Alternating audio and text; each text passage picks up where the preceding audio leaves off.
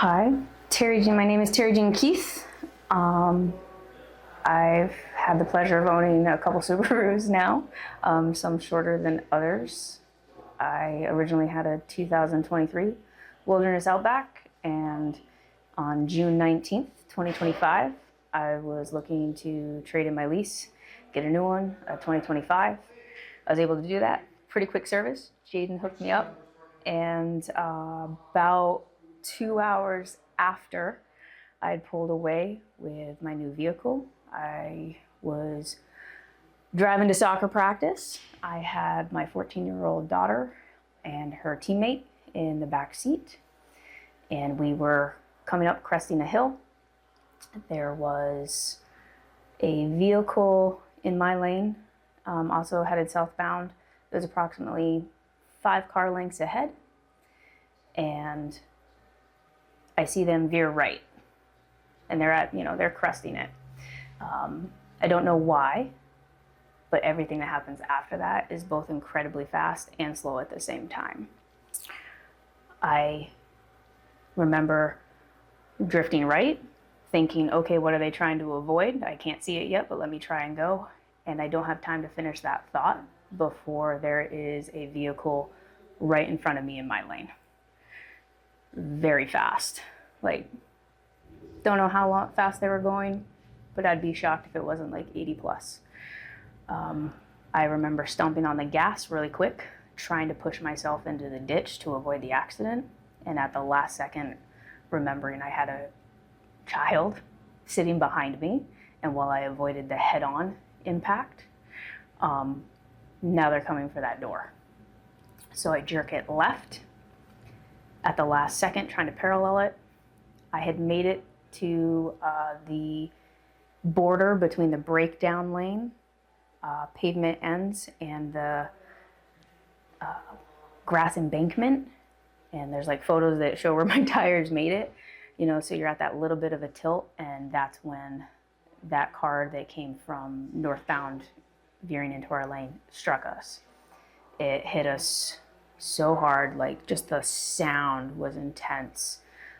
It flipped us, and then we continued to roll multiple times over. I had consciousness for the entire time, talking to the kids, saying, hey, we're gonna be okay, we're gonna be okay. I remember us coming to a stop, car SOS, my phone SOS going off, talking to the kids, we're able to unbuckle, recognize. I find out later that it was a passenger door, front door that I exited out of, able to open the door. Kids followed me up on the hill, and I was able to kind of assess them, make sure they're okay, continue calling my husband and the other child's parents, let them know what happened. And after that, it starts to speed back up, a lot of noise, people pulling over, people, trying to make calls, some people concerned, some people want to take photos. The local fire department and the troopers that were on call that day show up. I remember there was this really nice nurse, can't remember her name, but she stopped and helped out. It was really sweet. And then later I get the photos. The car is the shiniest wreck you've ever seen, because the paint's still shiny, but it is destroyed, and the rear axle's ripped off, a tire's down the road, the front windshield is completely smashed. All the other windows end up actually intact. The top of the vehicle is caved in, kind of like a cone head. And then everyone from EMS, the troopers, insurance, even the folks here at Subaru, when they see the photos, they're like, whoa, how are you guys doing? How's the injuries? And we walked. All 3 of us walked from that accident that day. As soon as we had stopped rolling, we were able to unbuckle, walk up the hill, and within 2.5 minutes, I was calling other people. Fortunately, when I was upside down after we stopped rolling, my phone screen that was on SOS was facing up, so I was able to see it, and that helped things. But it was really fast, incredibly. Again, both slow and fast at the same time, and then it was and everything went loose. And I'm just so thankful. I have no doubt to this day, because it's played over my mind a gazillion times, if it wasn't for that car, that Subaru, that Wilderness Outback, all its safety features, and my driving capability, my reaction time, you know, it was the best worst situation anyone should ever have to go through. Everything had to go right. You know, I had to be alert and paying attention to the car up ahead of me that gave me that prompt to start to swerve. I had to have the instinct to hit the gas, you know, to go towards the ditch, the instinct last minute to turn, trying to avoid that door, because they struck us in that rear driver's side tire.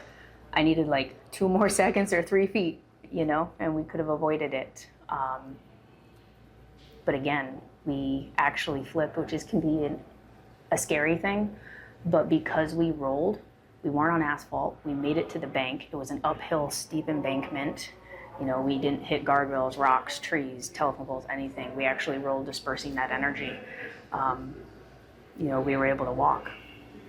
But if that was a head-on collision, them going like 80 plus, me going to 50, I'm not here today. There's just no way. Bodies don't do that well with a sudden stop, and I don't know what would have happened to the kids. But it blows my mind again. Like, that car took excuse my language, but that car took one hell of a beating, and it took the beating for us. I know myself, I ended up with, you know, that typical like whiplash injury, seatbelt bruises. I know the kids had some seatbelt bruises. Myself and one of the minors ended up concussed, and you know, I'm being monitored for some other injuries right now as well. But tomorrow is 30 days from the accident, and I'm upright, I'm breathing, I'm walking, I'm driving again. I actually just purchased another Subaru, so this will be my 3rd Subaru. The exact same kind. I'm kind of attached to it at this point. Yeah, my whole family drives Subaru, and my husband, myself, our son. Our daughter will definitely, when she gets to drive in a year, be driving a Subaru, and I'll never not own a Subaru ever again. I just can't stress enough, I'm impressed. It really did. It took that beating so we didn't have to.